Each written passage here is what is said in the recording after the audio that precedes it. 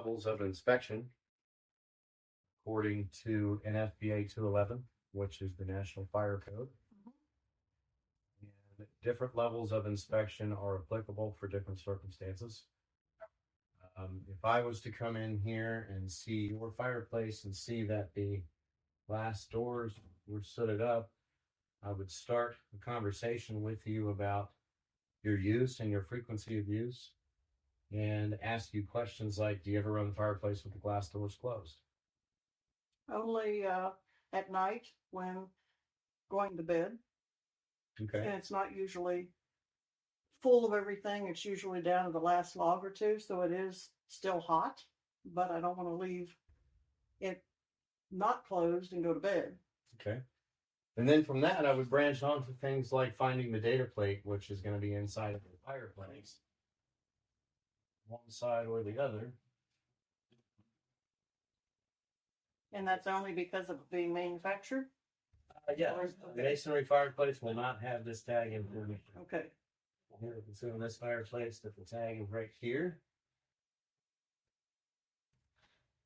And this tag will tell us everything about the origin of the fireplace, including the date of manufacture, the name of the manufacturer, the model of the fireplace, and the serial number of the fireplace.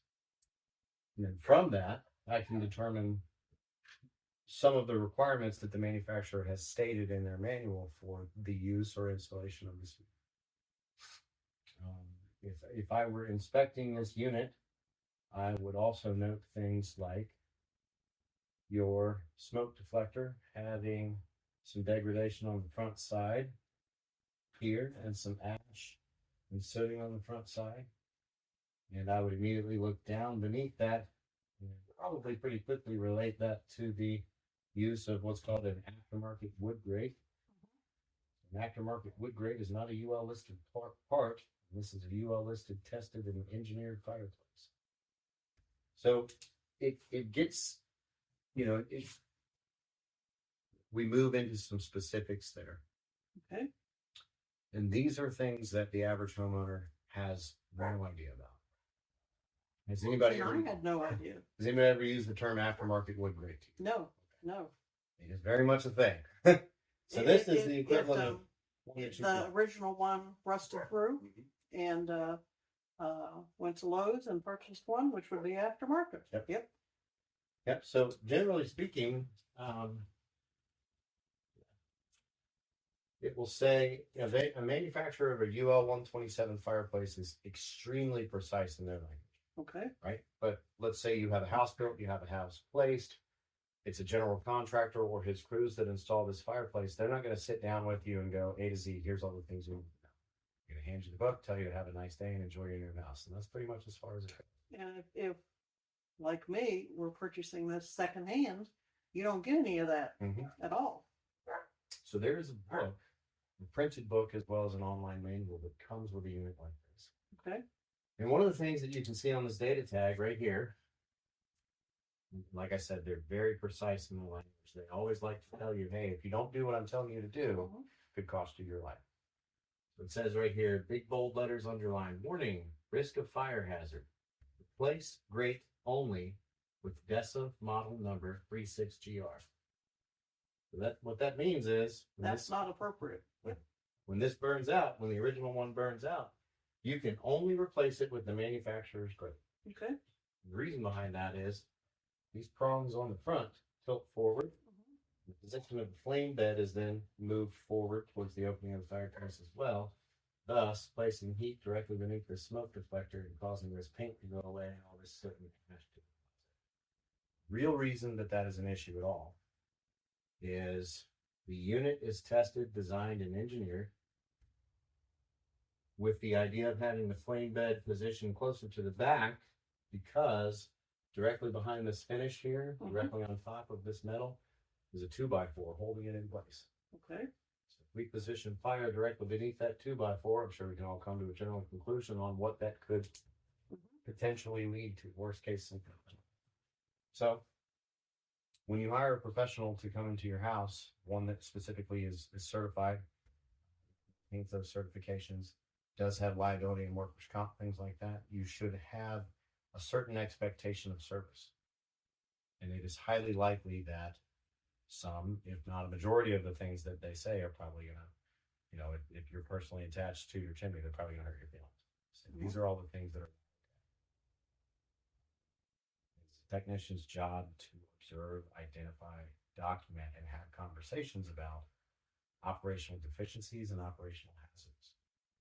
It's really up to the technician to determine if his observations are hazards or deficiencies. And I think that's really important because I've been able to determine in 5 minutes the level of professionalism. When I purchased this home, I had a chimney sweep come, and it was something I wanted to do because I didn't know the history, and insurance later required that I prove that as well. He just simply looked up there, said it's fine, charged me $75 and have a nice day, which was not at all what I mean, it took care of an immediate need, but it didn't do anything like you've just described, which shows just how much more there is to this. Qualities of a good technician or the best technician. Nowhere in there is it included that you must have all the answers all the time. I don't have all the answers all the time. But I know the right questions to ask, and I know where to find the answers. That makes you the best technician in the world. The first of those two, the former of those two traits, is probably the most overlooked. I would say that it is fairly common if anybody was to come service your chimney that they would put a brush inside of it. They would probably look inside of it with a flashlight and mirror. And they would ask themselves internally, probably not audibly, but do I see an abundance of creosote? Do I see any animals? Do I see sticks and leaves? Is it straight? Is there any disconnections? Well, that's a good start, but it goes a lot further than that. A lot further than that. The reason for that is there has been so many times where, say, like in a higher end establishment, you walk inside, you look at the fireplace, it looks great, it's beautiful, it's awesome. And according to the person that's lived there for 2 years, it works great. Long-term exposure to heat is what causes fire. It doesn't happen in the night. There's no agency qualified to tell you in exactly 100, 200, 300, 5,000 fires in this thing, it's going to burn your house down. Nobody can. But it can make observations on, is it installed per the manufacturer's instructions? Does it meet or exceed all minimum code requirements? That's the most important. Really, that all stems back to knowing the right questions to ask. It's generally speaking, it is not just simply a matter of, can I physically do this? Most of the time, the answer is yes. You can physically do anything that you put your mind to. But a better question would be, what are the requirements if I want A, B, or C as an end result? What functions must I perform in order to accomplish that, and do it in a code compliant manner? You say, okay, well, I don't like my fireplace anymore. I think I want to put a wood burning insert in. And FBA 211 Chapter 15 has a table that defines the necessity for no less than a level 2 inspection performed by a certified sweep. During that level 2 inspection, that sweep will gain access to your roof, to your attic, to your basement, or your crawl space, and put a camera inside of each one of the flues on that same chimney. What they're looking for is not just big, red flags, but also, is it built properly? Has it been damaged by long-term exposure to the elements, including water or fire? Has it been used or abused, and to what extent and in what manner? Is it a suitable housing unit for the type of installation that you want to put in? And in the event that the answer to any of those questions is no, or yes, it's damaged, or water's done a lot of work to it, what would be the scope of work in order to get the customer or the homeowner or yourself to where you need to be from where you currently are? So when we go out and look at stuff, We do it top to bottom, A to Z, tell you all the things you never wanted to know about your chimney. And we also create a plan based on what you've described to us as your end goal. So we're pretty thorough. We definitely meet NFPA 211 minimum requirements, and we even exceed those. One thing that's really important for a chimney technician is the ability to be empathetic without going as far as allowing someone to make decisions for themselves that could potentially endanger them. Anything that you think are the biggest problems you see of homeowners? Any of the top 3 or something that you see most often? There seems to be an overwhelming misconception that the burning of pine has caused all of their issues. When in reality, wet pine is just as bad as wet oak. Burning pine is perfectly fine. Like if you think about Northern California, all they have is pine. And they burn. They don't have issues because they make sure that the moisture content of the wood that they're using for fuel is very low, specifically 50%. Same is true here. Pine is not inherently worse for the inside of your chimney than any other species. But not having a proper knowledge base on making sure that your fuel supply is properly seasoned, that's extremely hard. I've seen people completely destroy their chimneys in less than a full burn season on a brand new chimney. There's another misconception that if you don't like your fireplace and it doesn't produce enough heat, you can just simply set a wood stove inside of it or in front of it and dump a pipe into it, or just set it in the fireplace and close the surrounding. And that's something that hasn't been okay since the early 90s. Really, it's never been okay, but it's out loud not been okay since the early 90s. It causes house fires. You're trying to mix two things together that are not compatible. Really, the requirement is if you intend to have a solid fuel appliance that is UL listed and tested or otherwise in use with a fireplace, you have to line the flue for that specific appliance and its requirements. Another overwhelmingly common, frequent thing that we see is that a masonry chimney, like brick, stone veneer, block, any of those, drinks water as it's exposed to rain or snow or sleet. And that water then transfers to the living space. Generally, we won't get a phone call about it until you're looking at your ceiling and there's a brown spot. But it's been happening for a long time. What you find behind that finished walling or ceiling material is fully compromised framing members, as well as mold and mildew on the inside of the house. Additionally, it will destroy the chimney from the inside out. One other one that's really big, especially in Roanoke, there's a lot of older homes in some of the smaller communities right outside of downtown that had masonry chimneys. Homes were built in the early teens to late 40s.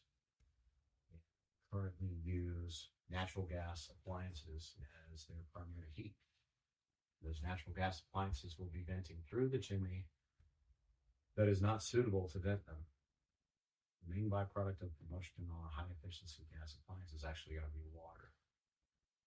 Water is the most destructive element to a masonry chimney. The water that a natural gas appliance produces is not anything like tap water. Specifically, it is extremely acidic. So it will degrade a chimney pretty quickly. When we come in and make an observation like that, we use phrases like strongly suggest immediately repairing the existing primary heat system exhaust. I'm not the chimney police, I can't read. But it is extremely important that people be aware that they call somebody to come in and tell them all the things they don't. Been in plenty of situations where they were already exposed to carbon monoxide and didn't know it. Mm. And that's probably one of the larger issues in areas of well, specifically that have natural gas primary heat sources. If somebody were purchasing a house and it is an older home and has gas logs, a home inspector isn't going to flag it. They're going to make sure that logs turn on and such. But it would be more beneficial to the purchaser for you to come out and go through and make sure that it's properly vented or find any deficiencies that need to be corrected. Yes, I totally agree. I will say that I have frequent interactions with several home inspectors that regularly inform their customers that they should have a level 2 inspection performed by a certified outfit. Those are the best home inspectors. Okay. They're not qualified, nor are they required to inspect your venting system. Right.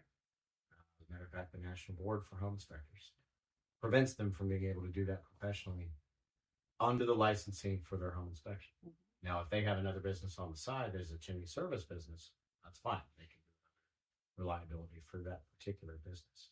But as a home inspector, they cannot. I, all the time, having conversations with people where I'm taking a brief look or a very detailed look at something, and I say, okay, well, you've got A through Z wrong. I'm going to show you pictures and videos, and we're going to talk about what it is, what may have caused it, and what's going to happen if you do nothing about it. You say, well, the home inspector didn't say anything about that. That's fair. A home inspector is a generalist and I'm a specialist. Mm-hmm. All of my guys are specialists. I know a lot about chimneys, but like radon, proper ducting, and things like I don't know anything about that. I'm not the guy to ask. Right.